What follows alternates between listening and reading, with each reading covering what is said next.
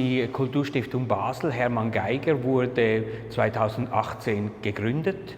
2019 begannen wir mit unserer Arbeit hier in Basel. Wir haben nach Lokalitäten gesucht und sind hier an der Spitalstraße 18 fündig geworden, in einer ehemaligen Fabrikationsstätte für Mikromotoren, und haben hier auf einer Fläche von rund 500 Quadratmetern die Möglichkeit, eben verschiedene Ausstellungen zu machen. Hinter der Stiftung steht eine einzelne Person, das ist Sibylle Pierre-Mathé Geiger. Sie ist Baslerin, sie entstammt einer Familie Geiger. Der Großvater hat dieses Unternehmen GABA gegründet, das bekannt geworden ist durch Produkte wie Elmex und Meridol und so weiter. Und da, als er starb und Sibylle Geiger schon im betagten Alter diese Erbschaft übernahm, hat sie sich überlegt, was mache ich mit diesem Geld, und sie hat sich entschieden, daraus eben eine Stiftung zu machen, die möglichst für ein breites Publikum Ausstellungen organisiert, die gratis sein sollen. Der Eintritt ist frei und es gibt jeweils einen Katalog dazu, der dient dann letztendlich auch zur Reflexion nach dem Ausstellungsbesuch. Ihr ist es ein Anliegen, dass Kultur möglichst niederschwellig stattfinden kann und dass die Leute sich auch längerfristig damit auseinandersetzen können.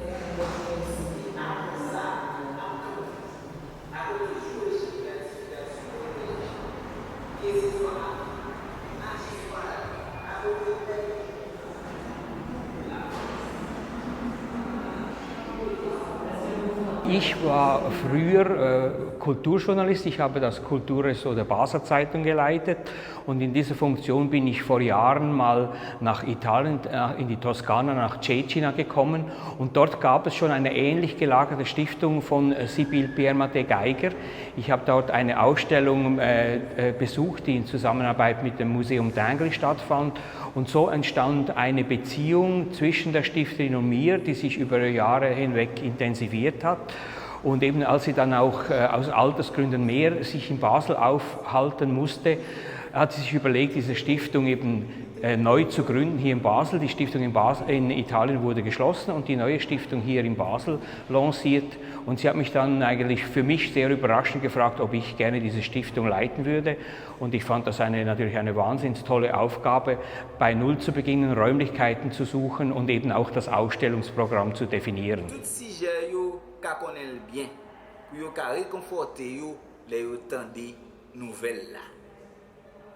Sa Majesté Roi Espagne et puis République Françoise. Basel und die Karibik mag ein wenig exotisch tönen, es hat aber in mehrerer Hinsicht wirklich Bezüge zwischen Basel und dem Ausstellungsthema. Einmal ist es, dass die Firma Davidoff, die früher eben dieses Kultur-Kunstprogramm lanciert, ja hier in Basel domiziliert ist, und sie hat eigentlich die karibische Kunst sehr gefördert. Ich bin als Kulturjournalist auch damit konfrontiert worden, fand das sehr spannend.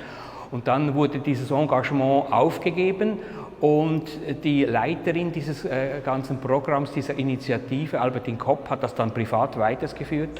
Und ich fand das so toll und unterstützenswert, dass ich gesagt habe, komm, wir machen doch eine Ausstellung.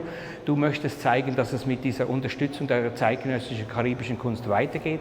Und ich habe jetzt die Möglichkeit, hier in der Stiftung eine Ausstellung in dieser Richtung zu lancieren, mit dir zu organisieren. Und das Resultat, das sehen wir jetzt hier. Zum Weiteren werden wir im Dezember die nächste Ausstellung zeigen.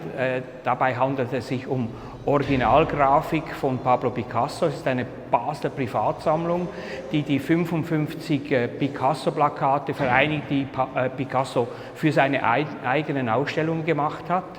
Das ist die nächste, ist auch ein wenig ein roten Faden, den ich durch die Ausstellung ziehen möchte, nämlich Basler Privatsammlungen zeigen. Da gibt es sehr viele und die haben immer ein wenig Vorbehalte, die überhaupt in der Öffentlichkeit zu zeigen. Aber ich habe dann gemerkt, in einer privaten Stiftung, die gemeinnützig ist, die nicht irgendwie kommerziell aufgebaut ist, wo es noch einen Katalog gibt, der auch die Sammlung aufbaut, da besteht ein gewisses Interesse an einer Zusammenarbeit und es wird in Zukunft noch mehrere solche Ausstellungen geben.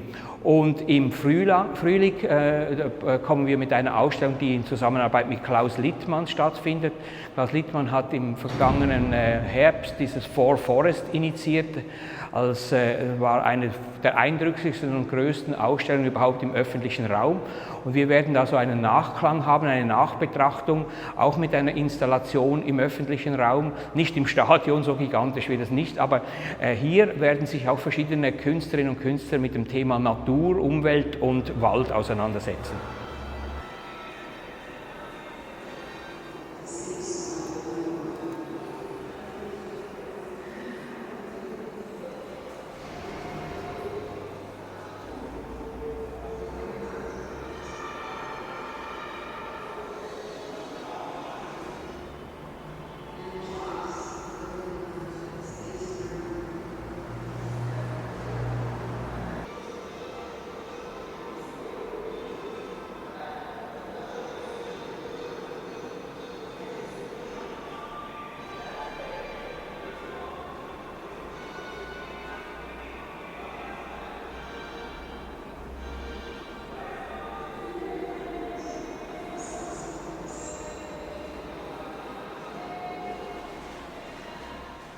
Also im Jahr 2019 habe ich einen Verein gegründet für Kunst und Kultur aus der Karibik, also aus der Region, um Visibilität zu verschaffen, Mobilität, aber auch einen Austausch zwischen der Rest der Welt und dieser Region. Mit an Bord hatte ich Pablo León de la Barra, Kurator auch at large im Guggenheim für südamerikanische Kunst, und András Santo, der auch dazumals bei Davidoff an der Strategie gearbeitet hatte. Wir haben den Verein gegründet. Pablo hat ein Board wieder zusammengestellt, der aus 5 Leute besteht. Gabi Noncobo, Philipp Tinari, Sarah Herrmann aus der Dominikanischen Republik und O'Neill Lawrence aus Jamaika. Die Idee ist wirklich so sehr global zu sein, um diesen Austausch auch zu haben und diesen Dialog immer zu ermöglichen. Das Programm als solches ist da für Unterstützung eigentlich der Region, eben Mobilität, habe ich gesagt, durch Residenzen.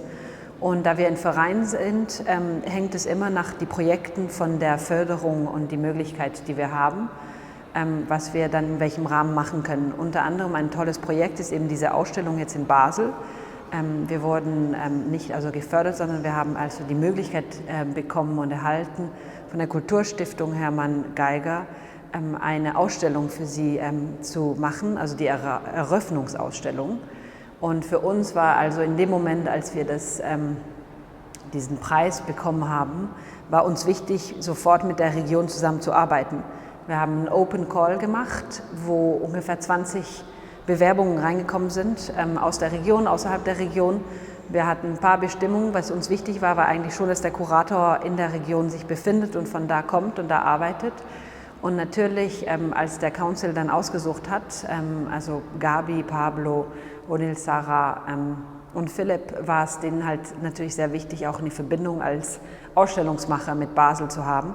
Dementsprechend haben Pablo Guardiola aus Puerto Rico und Gina Jiménez aus der Dominikanischen Republik diesen Preis, sagen wir dann, wie weitergeleitet von uns erhalten. Und wir haben aber dann Hand in Hand mit denen an dem Ausstellungsprojekt im letzten Jahr gearbeitet.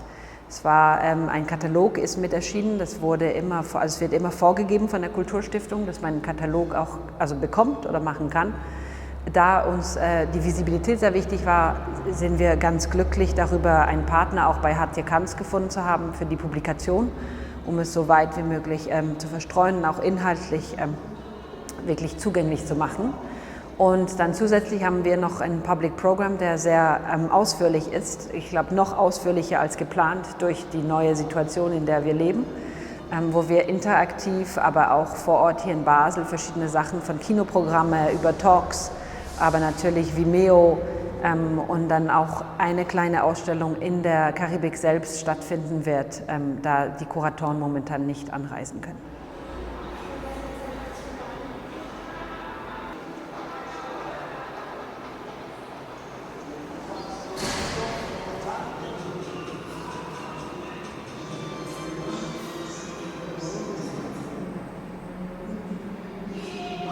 Die Ausstellung beinhaltet ja einen Link, sagen wir, zu Basel vor 200 Jahren, der Basler Frieden.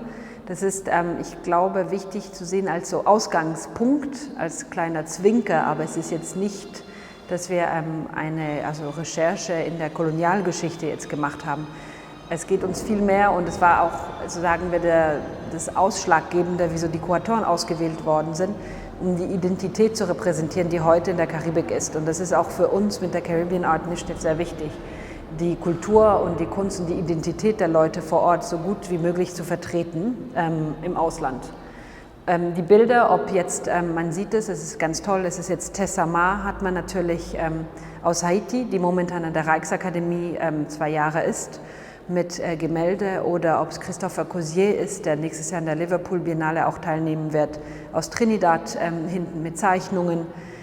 Versuchen wir auch medial durch die Vielfalt zu zeigen, die Vielfalt der Identität, weil man spricht immer sehr oft von der Karibik als Ganzes, als Region, aber es ist, glaube ich, die Pluralität und diese Vielfalt, die die Region ausmacht als solches.